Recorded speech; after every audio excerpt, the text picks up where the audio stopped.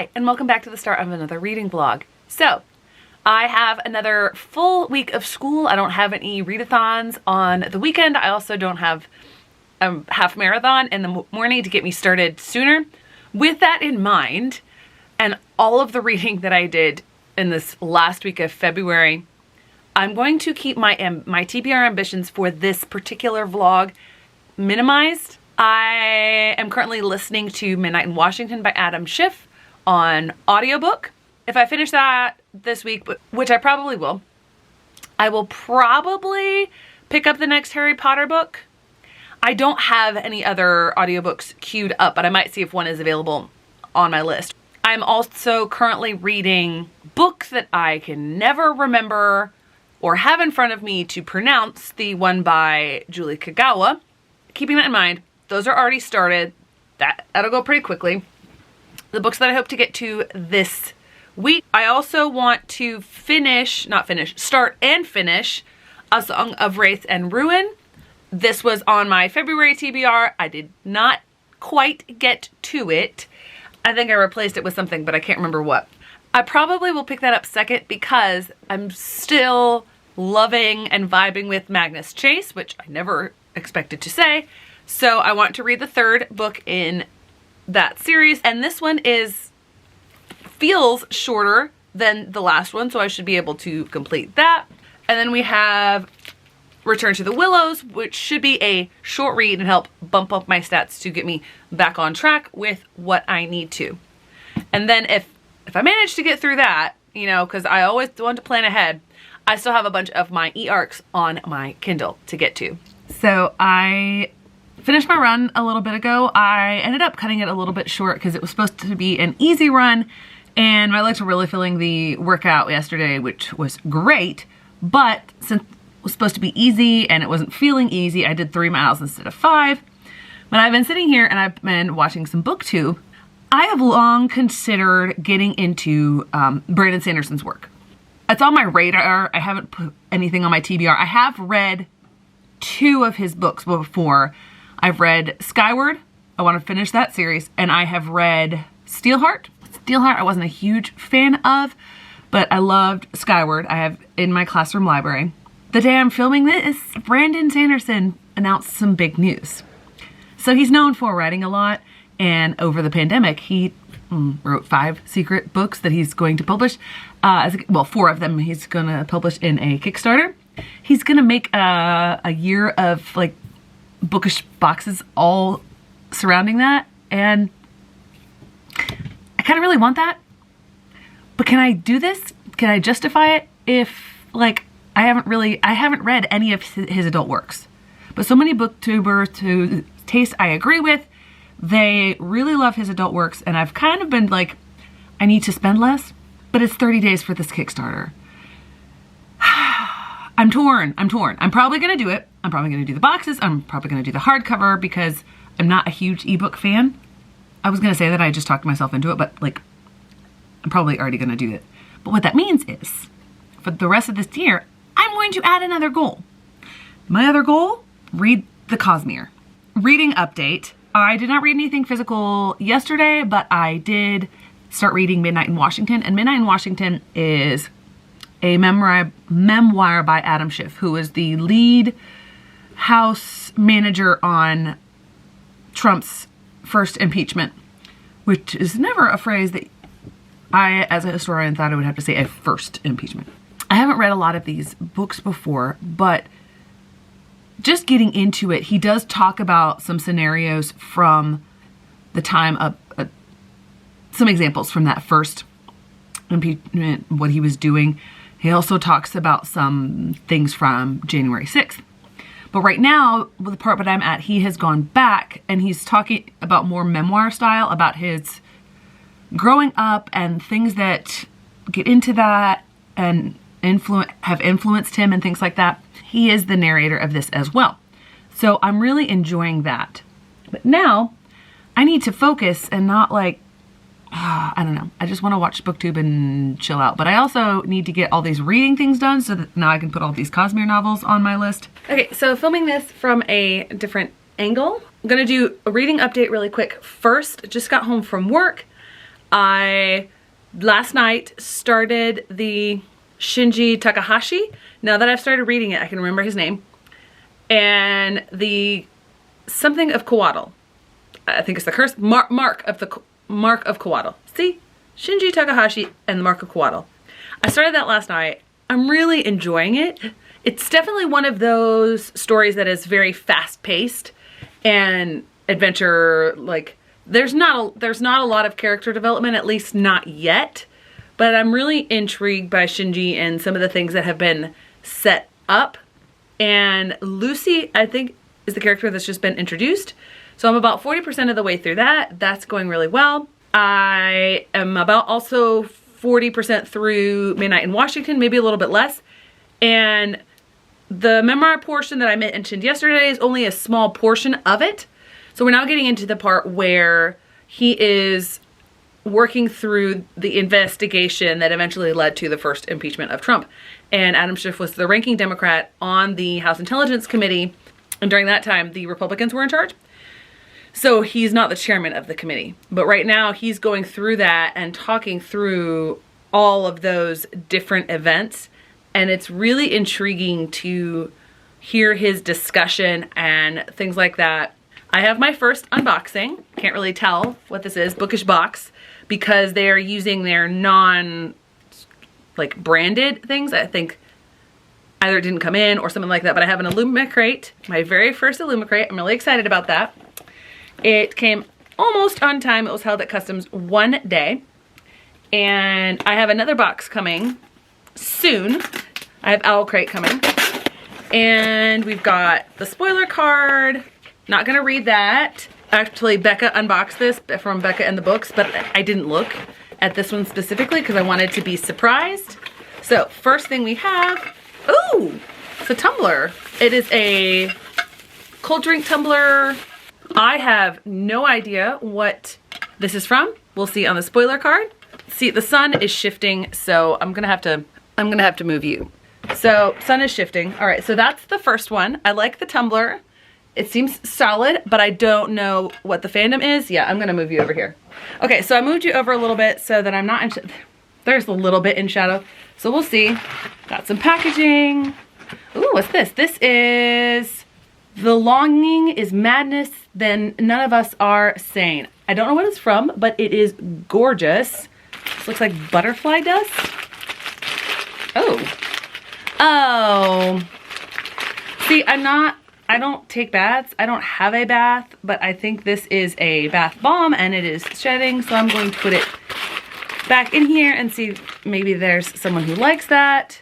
So it's a bath fizzer, not a bath bomb, but it smells really nice. It smells really nice. I don't have a bathtub, I just have a shower. So unfortunately there's gonna be shadow. This looks, I cannot read this. It looks like Greek perhaps. All right. Oh, it's a trinket tray. Ooh, oh, this is gorgeous. This is absolutely stunning. I love this. Clearly it's Medusa. Don't know what it's from, but we're shifting again. Having to adjust with the sun on the move. So I'm not gonna get to the book yet. Oh, it fell out of the pouch. Okay, so we've got a coin of some sort. Again, I don't have any use for this coin. I collect pins. Like maybe I could make a pin out of this, but I don't know what the fandom is. And, oh, there's two of them. Oh, okay. I get this now. These must be from, well, I'm dropping it. These must be from Red, White, and Royal Blue. Is my guess. Sorry, that's turned sideways. Not something I've read before. I just am guessing that because of this. So we'll see if I'm right or not. And now we have the book. I'm ready for the pretty book. Ooh, I can see this.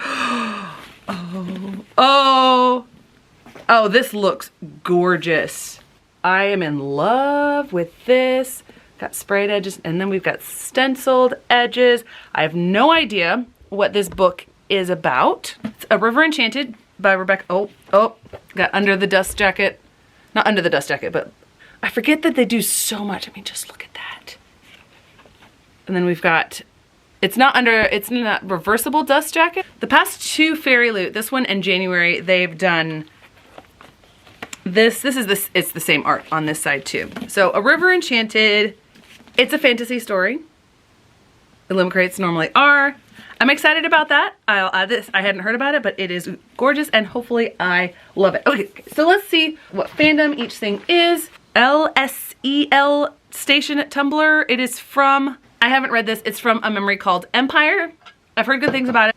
If Longing is Madness, Fabric Pout. That is from Crier's War. I've heard the title before, but I don't know anything about it. I might actually use this for like to hold thread and things for my cross stitch. I think that's a really good idea for that because it's gorgeous. And then the Medusa, oh, bummer. I will keep this trinket tray, but it's supposedly inspired by lore. I guess the shield. I'm not a fan of lore, as you know, but this is a beautiful trinket tray. So I'll say that comes from some other mythology. The bath bomb is from Poison Study. Never heard of that before. And then these are magnetic coins. So they come together. Yes, I was right. It's from Red, White, and Royal Blue. I only got that from the flag on here. I've never read that book. I won't be keeping these. So all in all, that was my first box. Not so sure what I think about it. Not the best box that I've seen, but I've seen lots of really good boxes. I wish I had gotten January's box. So I'll give it at least 2 more to see if I want it. So happy Thursday, almost Friday. I'm so excited. Okay, so I mentioned yesterday that I probably would get my Owl Crate box soon, and it came today. So 2 unboxings in one video. I decided not to film over there, and again, I was trying to mix things up and the sun moving doesn't work. So I need to do this quickly and do my reading update because the life of a middle school teacher. There's a very interesting note sent in Cypher and I stayed to see what it said and okay, 7th grade. Owl Crate.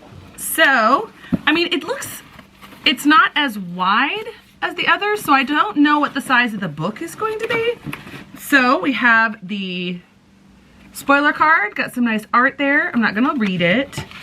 Got Schniglies. So it looks literary. Oh, it's a enamel pin. I collect pins.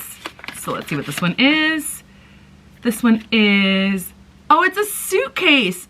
This is gorgeous. Okay, oh, more pins? No, it's not pins.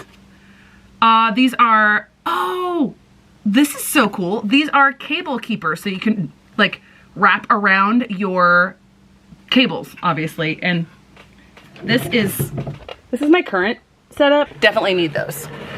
Okay, officially licensed Lake's Edge. Not sure about that yet. Okay, see the next one. Next thing we got another envelope. I'm hearing something in here. It's a keychain. Oh, this is gorgeous. We are the darkest arts made light. That is very, very pretty. I used to collect keychains, but I made them into pins. But that is absolutely gorgeous. Oh, wow. Oh, this is gorgeous. It's a copy of Frankenstein. I didn't think I'd get a classic, but this cover, wow, that's beautiful. Oh, that meant there's 2 books in here. Okay, so we got some prints. I'm not sure what this one is, but we shall see. And then we've got the actual book. Oh, this already looks pretty. Oh, there's stuff underneath. So I'm gonna set the book aside. There's some stuff under, oh, it's bookends. Oh. That love of minions for monsters that does not fade with time. Okay, so it's the same. We got bookends. It's like my second set of bookends recently. Okay. It looks like there's some more stuff on the bottom. Okay, I got all of that out. The theme of our March box is artistic expression. That should be interesting. And then this is, oh, so this must be the spoiler card. Okay, this is a little bit of a spoiler card, but it says that they are kicking off their Owl Crate Classics collection with their favorite gloriously gothic tale, Frankenstein. Let's look at the book. Got a letter from the author. This is gorgeous. It feels gorgeous. It's got lovely, simple black sprayed edges. fitting for a book called Only a Monster. There's foiling on the book, and there is under the dust cover art. Oh, this is very pretty. Okay, I've never heard of this author. Sorry, it's a little dark. I hope that came through. I haven't heard of this dark author, and I haven't heard of this book, so I'm gonna take just a moment to read about it. Okay, so this looks like it's a combination of some sort of portal fantasy or time travel with urban fantasy. Looks intriguing. So we shall see about the book. Got some nice books, new books to start off. So let's see what each of the fandoms are. All right, so first off, I have to put my glasses on. Okay, so the keychain is from This Savage Song, which is a V.E. Schwab book, and I really like V.E. Schwab's writing, and This Savage Song is a duology that is music related, and I love music. I grew up playing it. I don't really play anymore, but it's gorgeous. So the metal bookends are inspired by The Bear and the Nightingale, which is on my TBR, so hopefully we're already having more success with this than with Illumicrate this month. Okay, so this is not inspired by a fandom, but this is designed by the author of the book herself. So that is really cool. So, all right, let's see what they say. So this one, his magic is my magic. There is a monster in the shadows, and now it knows my name. I don't think the other twos have quotes on them, but they are very pretty. I like this one especially. Okay, so that's designed by the author herself. I misread that. Not the author of the book here, but they are inspired by Lake's Edge, which I have not heard of. So I should have been able to tell that because it says officially licensed Lake's Edge. I have not heard of it, but apparently there is a sequel coming up. So that's from that. Okay, so this is inspired by The Raven Boys. I read that a while ago. I don't remember the story, but I remember liking it. It's a very polarizing book, so either you like it or you hate it. The art print. Okay, so the art print is inspired by Howl's Moving Castle. I've heard a lot about it. I've never read it. It is, I believe, on my TBR. So there you have it. There is my Owl Crate box. Really enjoyed this one a lot better. I got 2 books. I got the Frankenstein collection. It's decent sized letters as well. You'll find that with a lot of classics, they do teeny tiny print. I don't know why. This is not my favorite kind of paperback because it's not really all that floppy. It's very stiff, so if I actually read this copy, I would have to crack the spine. I don't like that as much. Also, I don't like it when these things flip up, so I probably won't read this copy. It's gorgeous. So I got 2 books with Frankenstein and then Only a Monster. So, have read that, obviously have not read this. I like the spread. These smaller items, they appeal to me more. I like this box. So, this was a hit. I definitely will be keeping this for at least a few more months. Now, reading updates. I have not finished either of those books that I was talking about before. I am, I believe, just over 50% through Shinji Takahashi and the Mark of Coatl. I'm really enjoying it. It's not anything super profound. There hasn't been a lot of character growth. So I will say I am making the attempt to read it for what it is, and that is a middle grades book. And it's an adventure story, and I'm really enjoying the adventure thus far. The characters, they feel a bit stereotypical. It's definitely not a 5-star read, but I'm enjoying the story. I would love to see how this goes from here. That'll cross one off of my e-arc list. With Midnight in Washington, I am just under 50% read with that book. It's still I'm really enjoying the read. Not necessarily the content, which is one of the reasons I was a little bit apprehensive, because with a lot of stuff that happened under the previous administration, it was so infuriating as a human being. And then as a historian and someone who values my country and the ideals of my country, even though I'm seeing that many people are not living up to that, seeing what happened under the previous administration, it made my blood boil.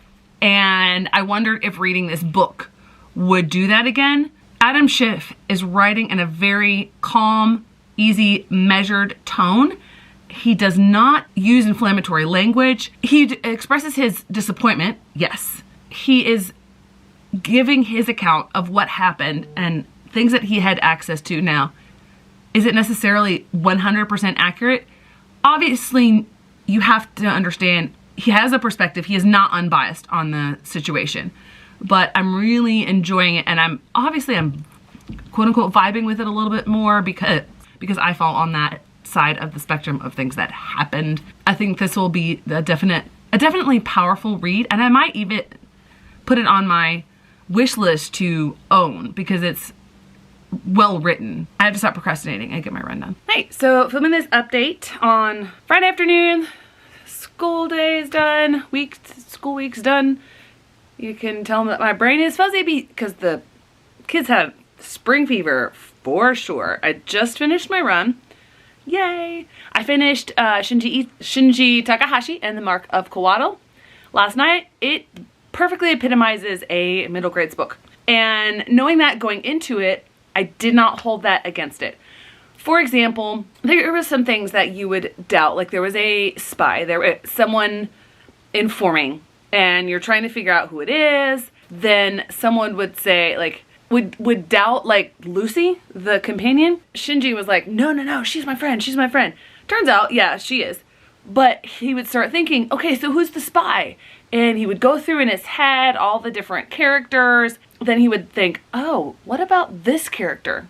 And then very soon afterwards, the author would slip in like, oh, for just a second, there was a sly smile on his face. So it was very obvious. Like Shinji would think, I wonder about XYZ, and then XYZ would happen as some sort of sly thing that he noticed.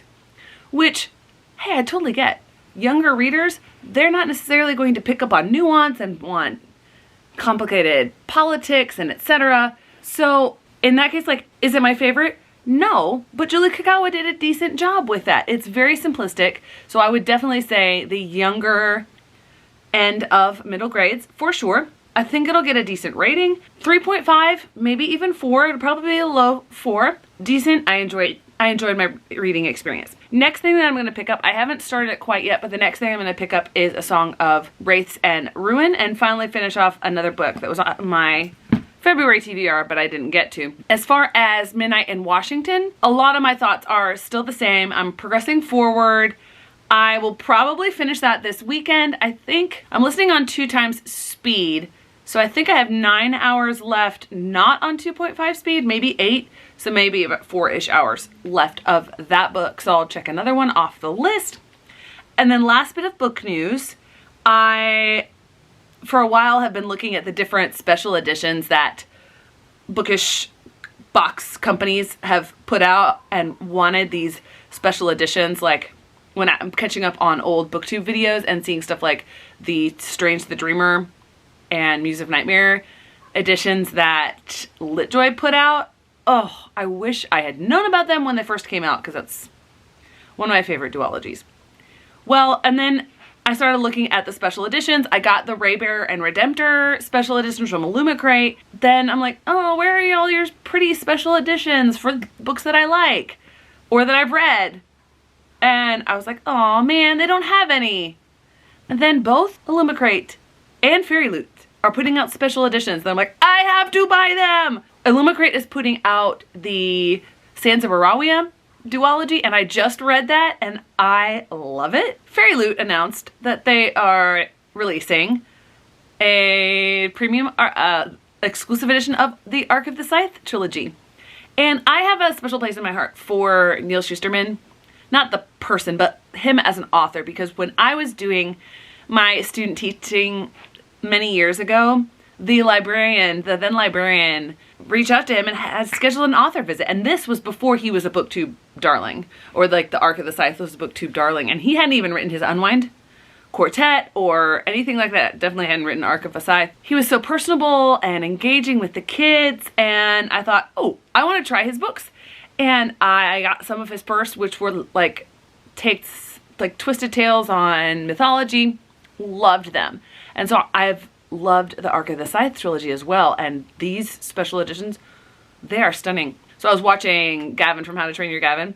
So he mentioned that because, you know, subscribers got early release and that today it's available. I'm like, oh, I need to go right now. And so I was in the middle of my run on my treadmill and I'm like, I gotta go grab my phone and I gotta go order that. And so yeah, I spent over $100. So finally getting back to reading on Saturday afternoon, just took my shower after my long run, and the long runs are getting longer because getting closer to marathon time. I have started A Song of Wraiths and Ruin.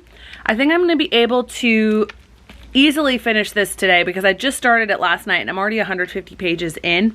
It's reading very quickly, which is good. I don't know much of anything about the characters or about the plot or anything that's happening in here, but already I gasped out loud when something happened to one of the characters. And after that happened, I thought back and there were some precursors leading up to it that made sense after the first POV from the female character. I think her name's Karina. I don't know yet where I'm coming down on this. I think it's an easy read. It's flowing very quickly. I'm not sure though because of two things. The very first chapter, very info dumpy. I could immediately, it stuck out to me, all of the information. It's in Malik's point of view and we're just getting info after info after info. And I know in a new fantasy world, you get that. Thankfully, that stopped really after the first chapter, which I appreciated. And then the other thing is, both of these characters are so incredibly tortured. Malik especially. He has been able to see these wraiths and supernatural creatures, and everyone tells him that he has lost it. They're hallucinations. They're not real. Turns out they probably are real and no one else can see them. But because of all of this, he has spent years being tortured by it, by thinking that he's less than, by people looking at him that he's less than. It's just not easy to read from his point of view. Karina also has torture because she, prior to the start of this novel, lost her father, who she adored, and her older sister, and now she is the heir to the throne. She has never desired that, but now she's forced into it and she hates that, and she comes off as a spoiled brat at first. She's also tortured by these things that she's dealt with, like she has migraines that come on. I haven't isolated the triggers yet, but apparently they come on frequently. There's something else and I'm blanking on that at the moment. And the other thing in the back of my mind that is keeping me from getting my hopes up is that a lot of people that I follow have read this book and the sequel that just came out, I think at the end of last year, and said that this first book that I'm reading was so much better than the second book, and that the second book was a disappointment. Now, the other book that I'm reading right now is Midnight in Washington, and I figured out last night why I think that this is not agitating me like I thought it might. When I experienced those events, obviously not personally, but watching the news and hearing everything that was happening and despairing, it was right then. Didn't know the outcomes, didn't have the separation from the events, and that gives a healthier perspective, be able to look at it from a distance and see things from that perspective. Obviously, this particular thing that Adam Schiff is narrating, the first impeachment, did not go how it should have. I think that the perspective, the pulling back from it, I think that's how it helped make the difference. Two other observations. One, I've realized that I really love all of this political machination, and having just read Bone Shard Emperor and realizing that I loved all the political machination, I'm like, oh, okay, this might be a thing for me. And two, the whole thing that really got the first impeachment going was a phone call that Trump had with Zelensky, the president of Ukraine. And in light of the current Russian invasion of Ukraine, the whole concept that Trump would withhold military aid from Ukraine takes on a whole different light.